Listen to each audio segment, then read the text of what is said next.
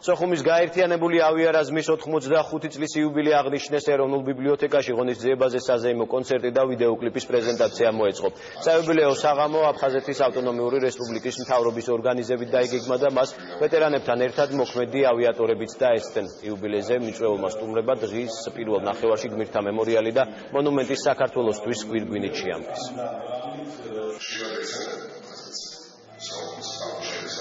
საიუბილეო თარიღის აღნიშვნით კიდევ ერთხელ შევახსენეთ ჩვენ საზოგადოებას, რომ აფხაზეთი არის, აფხაზეთი სუნდმულობს, აფხაზეთი მოღვაწეობს, აფხაზეთი ცხოვრობს და არის იმედიანად, რომ ყველაფერი ისე დამთავრდება, როგორც ეკადრება ჩვენს პრობლემას სახლებში დაუბრუნდებით. მადლობა უნდა უთხრა ჩემს კოლექტივს, სოხუმის აეროპორტის თანამშრომლებს, რომელთა უმეტესობა, უმრავლესობა აქ არის დღეს წარმოდგენილი.